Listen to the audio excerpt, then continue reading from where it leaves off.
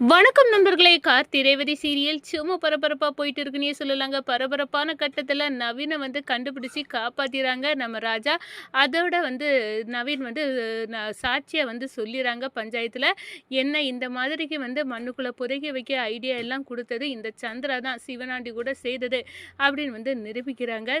நம்ம நவீனே சொல்லி நம்ம சந்திரா தான் எல்லாத்துக்கும் காரணம். அவ எங்க அத்தை சாமுண்டேஸ்வரிய பழிவாங்க தான் இந்த மாதிரிக்கு வேலையே பண்ணுனது அப்படின்னு நிரூபிக்கிறாங்க. இதை கேட்ட உடனே நம்ம சந்திரகலா இப்படிப்பட்டவளா அப்படின்னு நம்ம சாமுண்டேஸ்வரி ஆடி போறாங்க. அடிச்சு வெளுத்து இந்த வீட்டை விட்டு போ, இந்த வீட்டுக்கும் உனக்கும் எந்த சம்மந்தமும் இல்லை, உன்னை தலை முழுகிட்டே, நீ என் தங்கச்சியே இல்லை அப்படின்னு வெறுத்து ஒதுக்குறாங்க நம்ம சாமுண்டேஸ்வரி நம்ம சந்திரகலாவை. அதை பற்றி தான் இந்த வீடியோக்குள்ளே பார்க்க போகிறோம். அதுக்கு முன்னாடி சேனலுக்கு லைக் அண்ட் சப்ஸ்கிரைப் பண்ணுங்கள் ஃப்ரெண்ட்ஸ். பக்கத்தில் இருக்க பெல் ஐக்கானையும் கிளிக் பண்ணுங்கள். அப்போ தான் நான் போடுற ஒவ்வொரு வீடியோவும் நோட்டிஃபிகேஷனாக உங்களுக்கு கிடைக்கும். வாங்க ஃப்ரெண்ட்ஸ் வீடியோக்குள்ளே போகலாம். ஃபஸ்ட்டு எடுத்த உடனே சும்மா அதிரடியான பரபரப்பு கட்டந்தாங்க. நவீன உயிரோடையே வச்சு புதைக்கணும், அப்பதான் அவன் துடிச்சு சாவான் அப்படின்னு சந்திரகலா ஒரு திட்டத்தை போடுறாங்க. சொந்த அக்கா மகளோட புருஷன் அப்படின்னு பார்க்காம அந்த சாமுண்டேஸ்வரியை பழி வாங்குறதுக்கு இது ஒரு நல்ல சந்தர்ப்பமாட்டு நம்ம யூஸ் பண்ணணும் அப்படின்னு சாமுண்டேஸ்வரிக்கு வளையலை வேற எடுத்து நம்ம நவீன புதைச்ச இடத்துக்கு கொஞ்சம் தள்ளி அடையாளமாக போட்டுட்டு போகிறாங்க. இந்த நம்ம துர்கா என்னோட கணவர் எங்கள் அம்மாவை பார்க்க போனார், ஆனால் இன்னும் திரும்பலை, என்ன ஆச்சு அப்படின்னு நினைக்க நேரம் தான் நம்ம வழியில் நம்ம துர்கா தேடி வர நேரம் வளையலை பார்க்குறாங்க. இது அம்மாவோட வளையல் இங்கே எப்படி வந்துச்சு? அப்போ இது பக்கத்தில் என் கணவரோட செருப்பம் கிடக்கு. அப்போ நான் எங்கள் அம்மா தான் என் கணவரை ஏதாவது பண்ணியிருக்கணும் அப்படின்னு அவங்களுக்கு கோபம் கொந்தளிப்போடு நேராக சாமுண்டேஸ்வரி வீட்டுக்கு அம்மா இங்கே வாங்க அப்படின்னு சொல்கிறாங்க, கூப்பிட்றாங்க. என்னடி எதுக்காக என் வீட்டு முன்னாடி கூப்பாடு போட்டுட்டு இருக்க? உன்னை தான் நான் வேண்டான்னு ஒதுக்கி வச்சாச்சு, அதுக்கப்புறம் எதுக்கு? அம்மா என்னோட கணவரை நீதானமா ஏதாவது பண்ணுனது அப்படின்னு நான் என்னடி பண்ணேன் அப்படின்னு கேட்க நேரம், நீ கூட்டதான் ஒரு ஆள் ஒன்றை சொல்லி உன்னை பார்க்க தான் என் கணவர் வந்தார். அப்படி இருக்கப்ப அவர் எங்கே போயிருப்பார்? நீ தான் ஏதாவது என் மேலே உள்ள கோபத்தில் அவரை பழி வாங்கியிருக்கா, நல்லாவே தெரியுது. போடி, எனக்கு வேறு வேலை இல்லை, நானே அவனை கண்ணில் முழிக்கப்படாதுன்னு நான் ஒதுங்கி இருந்தா நீ நான் அவனை பார்க்கணும் நீ நினச்சே, நீ என்ன என்கிட்ட பார்க்க வர சொல்லியிருக்க, இதெல்லாம் நம்புகிற மாதிரியாக இருக்குது, போடி அப்படின்னு அந்த இடத்துல சொல்கிறாங்க. அம்மா உண்மையாட்டு தான் சொல்ல, என் கணவர் இன்னும் கொஞ்ச நேரத்தில் என்னது வீட்டுக்கு அவர் இல்லைன்னா நான் சும்மா இருக்க போகிறதில்ல, ஊரை கூட்டி நியாயம் கேட்கவே போகிறேன், என் கணவர் வேணும் அப்படின்னு அந்த இடத்துல அவங்க அம்மாவை நம்ம துர்கா வார்ன் பண்ணிட்டு போகிறாங்க. நடந்த விஷயத்த எல்லாம் நம்ம பார்க்குறாங்க நம்ம ராஜா.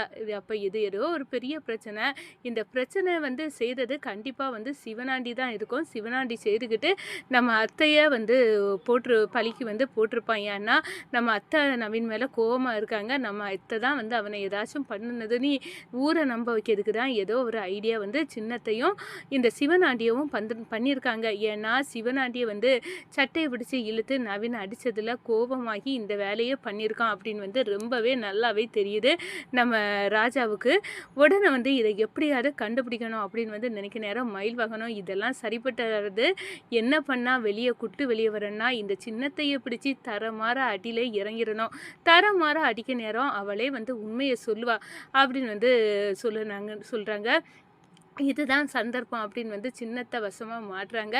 சந்திரகலாக்க தோலை உரிச்சிட்டாங்க நம்ம ராஜா. கண்கொள்ளா காட்சியாக அடின்னு அடித்து உண்மையை சொல்லு, எதுக்காக நவீன் என் ஃப்ரெண்டு அவனை என்ன பண்ணுனா அப்படின்னு கேட்க நேரம் தான் குட்டு வெளிப்படுது. நவீனை நான் தான் கொன்று உயிரோடையே புதைக்க சொல்லிட்டேன். புதைச்சி என் கணவர் அவன் அடித்தாமல அந்த கோவத்தில் தான் இந்த வேலையை பண்ணினேன். அவனுக்கு நம்ம சாமுண்டேஸ்வரி என்னோட அக்கா தான் இதை பண்ணினதுன்னு நீ நம்ப வைக்கிறதுக்கு எங்கள் அக்காளோட வளையலையும் எடுத்து நான் போட்டு நான் தான் இதை பண்ணினேன் அப்படின்னு சொல்லத வீடியோ எவிடன்ஸாக எடுத்து வச்சுக்கிட்டு வெளுத்து தோலையும் உரிச்சி நம்ம சந்திரகலாவை அப்படியே வெளுத்து தொங்க போட்டுட்டாங்க நம்ம ராஜா.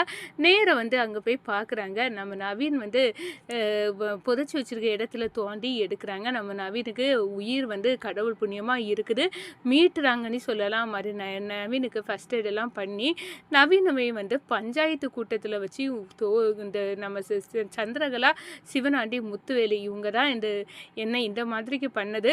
எனக்கு வந்து நான் சிவனாண்டி வந்து அன்னைக்கு ஹோட்டலில் சண்டைக்கு வந்தப்ப நான் வந்து அவனை சட்டையை பிடிச்சி அடித்து வெளுத்ததுனால அவன் வந்து என் மேலே கோபமாக இருந்து அந்த கோபத்துக்காக என்ன பழிவாங்க வந்தான். அது மட்டும் இல்லை, இது எல்லாத்துக்கும் காரணம் சந்திரகலா அவங்க பொண்டாட்டி தான். அந்த சந்திரகலா தான் இவனை வந்து இப்படியே விடக்கூடாது, இவனை கொன்று அந்த பழியை எங்கள் அக்கா தலையில் தூக்கி போடணும் அப்படின்னுலாம் சொன்னது அவ தான் அப்படின்னு வந்து பஞ்சாயத்து கூட்டத்தில் சொல்ல நேரம் நம்ம சாமுண்டேஸ்வரி வாயடைச்சு போயிடறாங்க.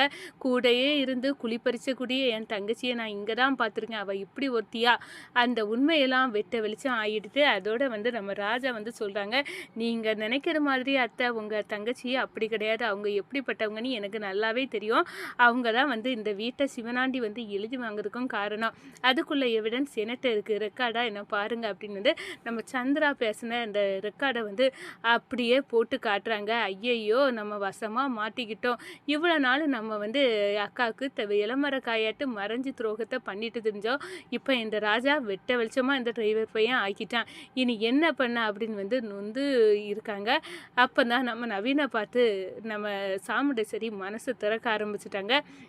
இந்த பாரு நவீன், உன் மேலே கோபம் இருந்தது, என் பொண்ணை டிரைவராக வேலை பார்த்து ஏமாற்றி இவ்வளோ பெரிய பணக்காரன் இருந்த பிறகு நீ ஏமாற்றி பாவம்னு சொல்லி எங்கள் வீட்டுக்கு வேலைக்கு வந்து நீ கல்யாணம் பண்ணதில் எனக்கு கோபம் தான், ஆனால் உன்னை சாகடிக்க அளவுக்கு எனக்கு கோபம் இல்லை அப்படின்னு வந்து அந்த இடத்துல வந்து சொல்லுறாங்க.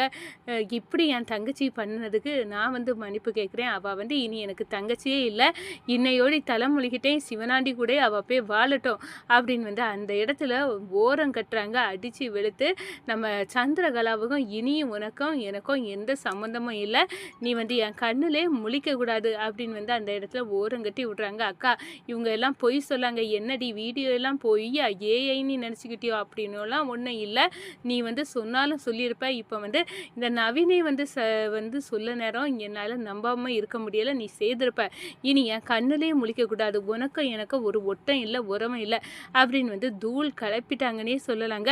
பெட்டி படிகளை சுருட்டிக்கிட்டு நம்ம சந்திரகலா மாப்பிள்ளையை தேடி சிவனாண்டி கூட ஓட்டம் பிடிக்கிறாங்க. அக்கா விரட்டி விட்டுட்டா, இனி அங்கே தான் வந்து போய் வாழணும், ஆனாலும் அக்கால பழி வாங்காமல் போயிடுச்சு அப்படின்னு வந்து நினைக்கிறாங்க. இந்த சைடு பார்த்தா நம்ம மாப்பிள்ளையை பற்றிய தகவல் வந்து சீக்கிரம் கிடைக்கணும், அவர் நல்லவர், ரொம்ப நல்லவர், ஆனால் அவரும் வந்து நம்மளை வந்து ஏமாத்திருப்பாரோன்னு டவுட்டு எனக்கும் வந்து மைண்டுக்குள்ளே வந்துட்டே இருக்குது, அதுக்கு ஒரு தெளிவு கிடைக்கணும் அப்படின்னு வந்து நினைக்கிறாங்க. அதோட அந்த ஃபோனு ஏட்டையா சண்முகத்து ஃபோனில் ஏதோ ஒரு மர்மம் இருக்குது, அது மாப்பிள்ளைக்கும் தெரியும், அந்த மர்மம் என்னன்னு கண்டுபிடிக்கணும், அது நம்ம சண்முகம் ஏட்டையா ஏதோ ஒரு முக்கியமான எவிடன்ஸை இதில் விட்டுட்டு போயிருக்காரு, இதை சரியாக்கி அதில் என்ன தான் இருக்குது அப்படின்னு வந்து கண்டுபிடிக்கணும் அப்படின்னு வந்து நினைக்கிறாங்க. அதை சரியாக்குறாங்க, போட்டு பார்க்குறாங்க, ஆச்சரியத்தில் வாயடைச்சு போயிடுறாங்க. நம்ம சண்முகம் கொடுத்த வாக்குமூலம் இருக்குது, இந்த சாவுக்கு சிவகாமி உங்க அம்மா சாவுக்கு வேற யாரும் காரணம் இல்லை, அந்த முத்துவேல் தான் உங்க அம்மா சாப்பாட்டுல விஷத்தை கலந்து அவன் தான் கொண்டான், பரமேஸ்வரி குடும்பத்துக்கும் இதுக்கும் சம்மந்தம் இல்லை அப்படின்னு வந்து அவங்க கொடுத்த வந்து வாக்குமூலத்தை பார்த்து அப்படியே கண்ணீர் வெடிச்சிட்டு நிற்கிறாங்க நம்ம சாமுண்டேஸ்வரி. வணக்கம்.